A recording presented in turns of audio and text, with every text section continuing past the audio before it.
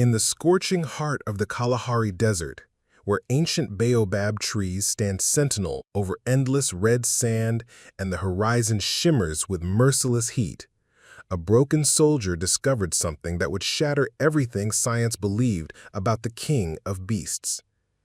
What Marcus witnessed in those desolate wastelands defied 60 million years of evolution, challenged the very foundation of predator behavior, and ultimately saved not just his own tortured soul, but an entire community teetering on the edge of destruction. If this story moves you, share it with others who need to believe that miracles still walk among us in the most unexpected forms. The year was 2018, and the small research outpost of Nhoma lay forgotten in the northwestern reaches of Botswana, where the Kalahari meets the ghost towns left behind by diamond miners decades ago. This was a place where civilization had tried and failed, where the desert reclaimed concrete and steel with patient, relentless hunger. The few remaining inhabitants were researchers, conservationists, and those running from something in their past, all drawn to this edge of the world where silence could either heal you or drive you mad. Heat rose from the red earth in shimmering waves, distorting the acacia trees that dotted the landscape like ancient guardians. During the day, temperatures soared past 40 degrees Celsius, forcing all life to seek whatever shade could be found. But it was at night, when the desert air turned crisp and the Southern Cross blazed overhead with stunning clarity, that the Kalahari revealed its true magic. This was when the real inhabitants emerged from their hiding places, when lions padded across the cooling sand on velvet paws, when the desert sang with the calls of creatures most people would never see. The Kalahari was unforgiving to those who didn't understand its rhythms, its moods, its ancient laws written in sand and stone. Water was scarce, found only in hidden springs known to the indigenous San people who had survived here for thousands of years. The desert demanded respect, patience, and above all, humility from anyone who dared to call it home.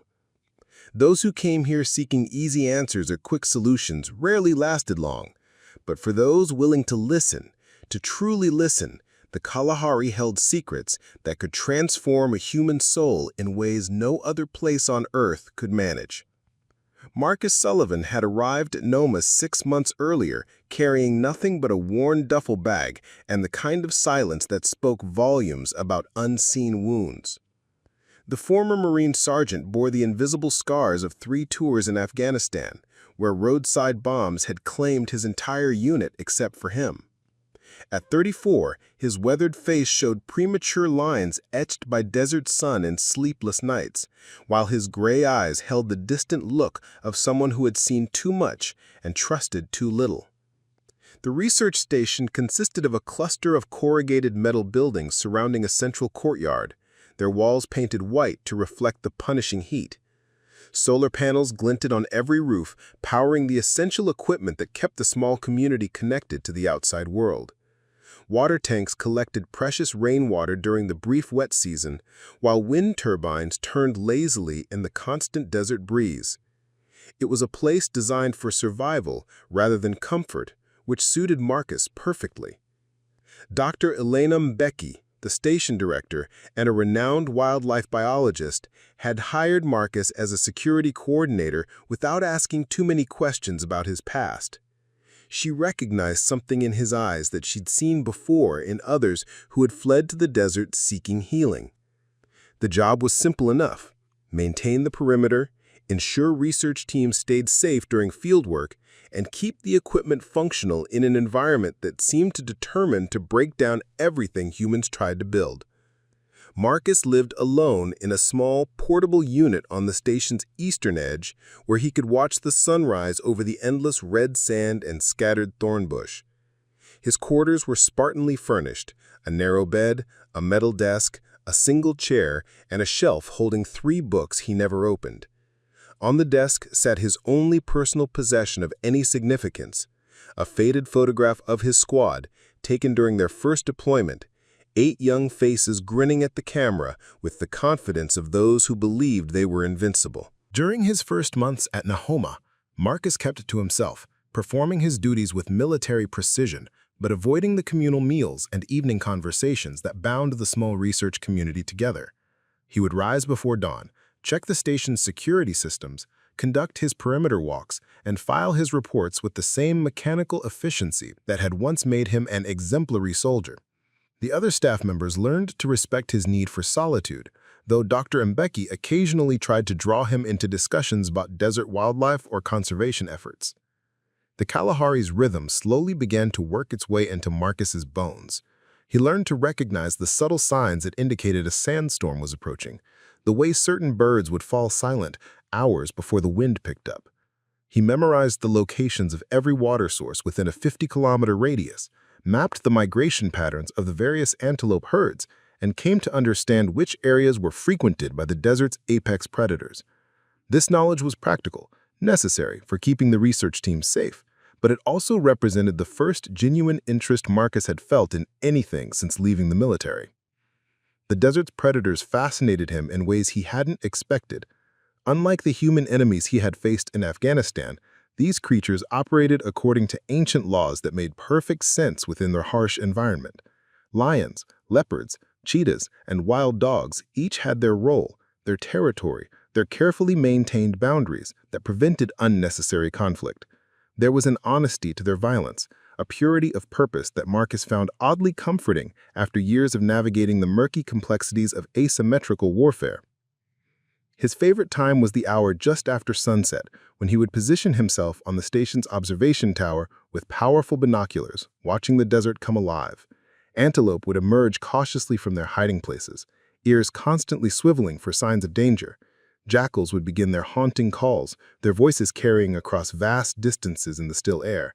And sometimes, if he was very quiet and very patient, Marcus would spot the ghostly forms of lions moving across the landscape like living shadows, their presence both magnificent and terrifying. It was during one of these evening vigils that Marcus first heard the stories that would change everything. Tales whispered around the research station's communal fire that seemed too true to be true. The story came from Kgosi, an elderly San tracker who occasionally guided research expeditions into the deep desert. On this particular evening, the weathered man sat by the communal fire pit, his ancient eyes reflecting the dancing flames as he spoke in accented English mixed with clicks and whispers from his native tongue. The researchers gathered around him, notebooks forgotten, as his voice carried across the desert stillness.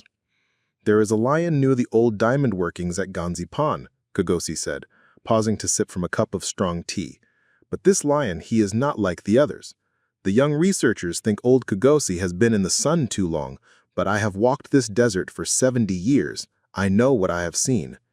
Dr. Mbeki leaned forward, her scientific curiosity piqued. "What makes this lion different, Kgosi?" The old tracker's eyes grew distant, as if he were seeing something far beyond the circle of firelight. "This lion, he leads people. Not hunt them, not stalk them. Leads them. 3 times now I have heard stories from the mining camps. Workers lost in the desert, water finished, sun killing them slowly. And this lion, he appears like a spirit, golden in the heat shimmer. He walks ahead, looks back, waits for them to follow." One of the younger researchers laughed nervously. "Lions don't rescue humans, Kgosi. They're apex predators. We're potential prey, not companions." Kgosi's weathered face remained serious as he continued. "The first man, Yoshua Malefe, was a geologist from Gaborone. Got separated from his team during a sandstorm near the old consolidated diamond mine. 3 days without water, delirious from heat, ready to die.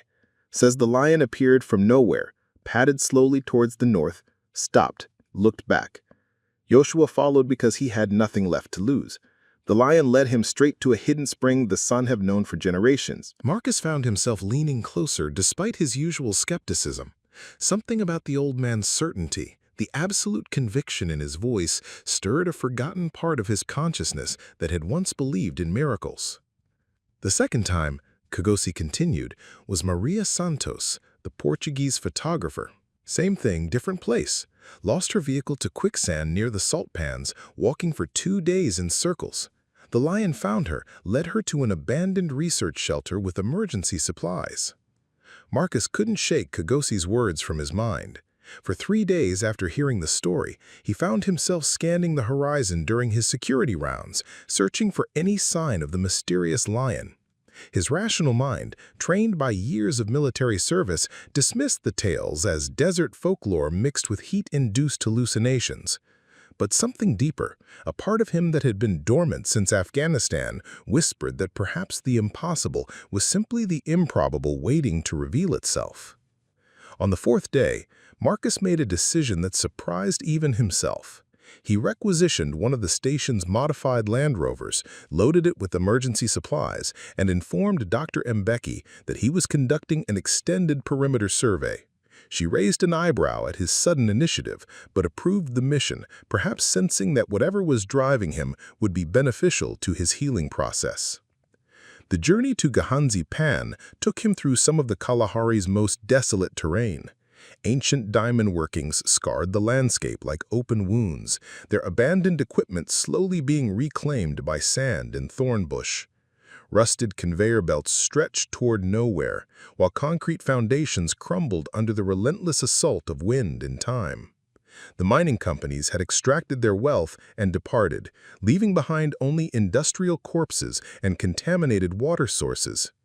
Marcus established a basic camp near the largest of the abandoned excavations, using his military training to create a secure perimeter and establish sight lines across the surrounding terrain. He brought high-powered binoculars, a digital camera with telephoto lens, and enough water and rations for a week-long observation mission. If this lion existed, if it truly exhibited the behavior Kgosi described, Marcus intended to document it with scientific precision. The first 2 days yielded nothing but the usual desert wildlife. Ground squirrels darting between rocks, secretary birds stalking through the scrub, the occasional glimpse of springbok in the distance. Marcus maintained his vigil from sunrise to sunset, methodically scanning every ridge, every gully, every stand of camel thorn that might conceal a large predator. His patience, honed by countless hours of reconnaissance in hostile territory, served him well in this new kind of warfare against doubt and despair. On the 3rd evening, as the sun painted the western sky in shades of copper and gold, Marcus saw movement near the rim of the old diamond pit. Through his binoculars, Marcus watched a magnificent male lion emerge from behind a cluster of shepherd's trees. The animal was enormous, easily 400 pounds of muscle and bone, his golden mane flowing like liquid fire in the evening light. But what stopped Marcus's breath was not the lion's size or beauty, it was his behavior. The great cat moved with deliberate purpose across the wasteland, pausing frequently to look back toward the abandoned mining road as if waiting for someone. Marcus activated his camera's video function, his hand steady despite the adrenaline coursing through his veins. The lion continued his strange patrol pattern, walking 20 meters toward the distant horizon, then turning to face the access road with an almost human-like expectation. This continued for nearly an hour, until the fading light made further observation impossible. Marcus downloaded the footage onto his laptop that night, reviewing it frame by frame, searching for any explanation that would fit within conventional understanding of predator behavior. The next morning brought an unexpected development. A battered pickup truck appeared on the mining road, black smoke pouring from its exhaust pipe.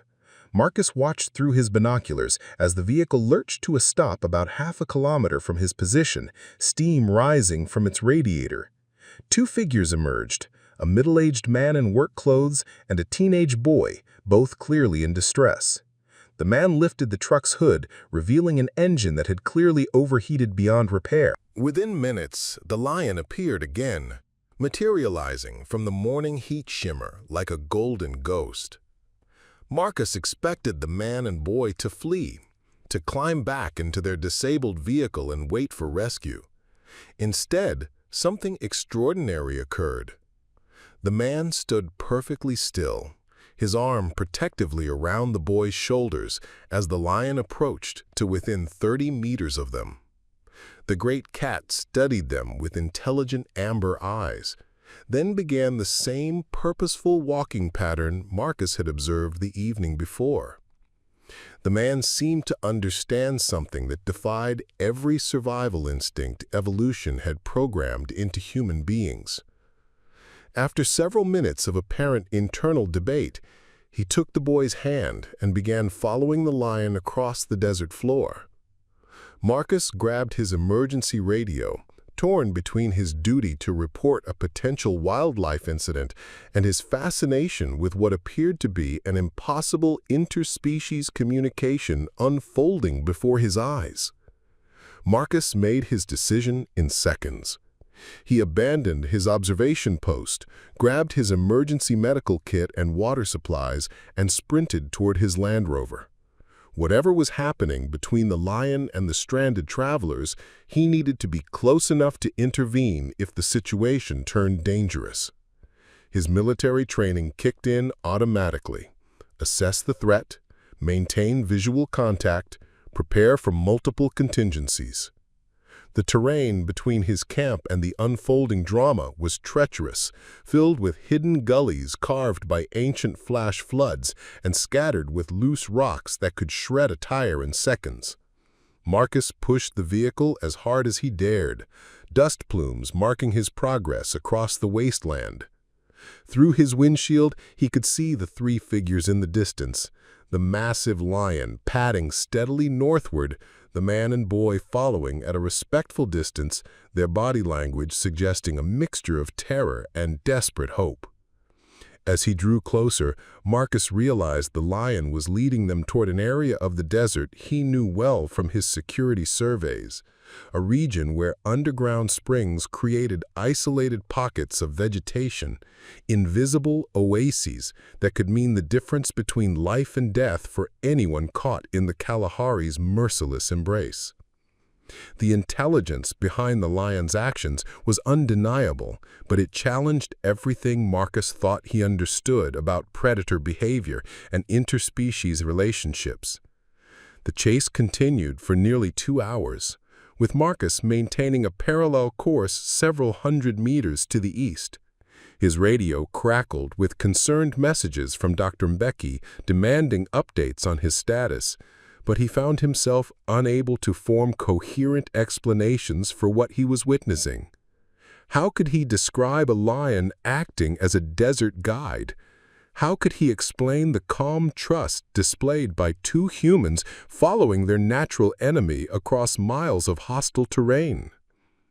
The answer came when disaster struck, with the sudden violence that defined life in the Kalahari. A flash flood, triggered by distant rains in the Angolan highlands, roared down an ancient watercourse without warning. The wall of muddy water caught Marcus's Land Rover in an exposed streambed, flipping the heavy vehicle like a toy and trapping him beneath twisted metal and shattered glass. Pain exploded through my left leg as consciousness flickered, and my last clear thought was the bitter irony of surviving Afghanistan only to die in a desert accident while chasing impossible stories about miraculous lions. Consciousness returned in waves, bringing with it the metallic taste of blood and the crushing weight of the overturned Land Rover pinning my legs. My vision blurred as I assessed my situation with the clinical detachment that had kept me alive in combat zones. My left femur was clearly fractured, possibly my ribs as well, and the vehicle's twisted frame had me trapped in a position that would make self-extraction impossible. The floodwaters had receded, but I could feel my strength ebbing with each labored breath. Through the spider-webbed windshield, Marcus saw something that made him question whether he was hallucinating from blood loss. The massive lion stood at the edge of the wash, no longer accompanied by the man and boy he had been leading. The great cat's amber eyes fixed on Marcus with an intelligence that seemed almost human, studying the wreckage with what appeared to be genuine concern rather than predatory interest. For several long minutes, they regarded each other across the divide between species, predator and prey locked in a moment of impossible understanding. Then the lion did something that shattered Marcus's grip on rational thought. The animal began to pace back and forth along the elevated bank, periodically stopping to release deep, resonant roars that echoed across the desert like calls for help. Each vocalization was different in pitch and duration, as if the lion was broadcasting a complex message across frequencies that human ears could barely detect. The pattern continued for nearly half an hour, the lion's behavior growing increasingly agitated as time passed without response. The answer came from an unexpected direction. Marcus heard the distant rumble of diesel engines long before he saw the rescue convoy cresting the ridge to his south.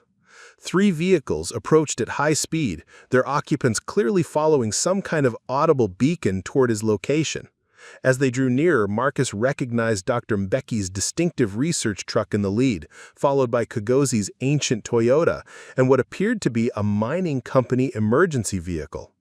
The rescuers worked with efficient coordination to extract Marcus from the wreckage, their faces showing the controlled urgency of people who understood that seconds could mean the difference between life and death. As they loaded him onto a stretcher, Marcus caught a glimpse of the man and teenage boy from earlier, both safe and unharmed, deep in animated conversation with Dr. Mbeki about something that had clearly left them profoundly shaken. The revelation came 3 days later as Marcus recovered in the Ghanzi district hospital, his legs stabilized and his ribs wrapped. Dr. Mbeki sat beside his bed, holding a digital recorder that contained interviews with the man and boy the lion had rescued. Their names were Daniel and Thomas Seretse, a father and son whose truck had broken down while returning from a family funeral in Mauen. "The lion didn't just lead us to water," Daniel's recorded voice explained. "He led us to the highest ground in the area, then left us there and went back. We thought he was abandoning us, but then we heard the roaring. He was calling for help, Marcus. That lion was calling your people to save you." Dr. Mbeki paused the recording. Kgosi says the San have stories about spirit lions, guardians who bridge the world between animals and humans. He believes this particular lion has chosen you for something, Marcus. The timing, the location, the fact that he led Daniel and Thomas to safety first, then orchestrated your rescue, it's unprecedented in wildlife behavior research. Marcus stared out the hospital window at the Kalahari, stretching endlessly toward the horizon.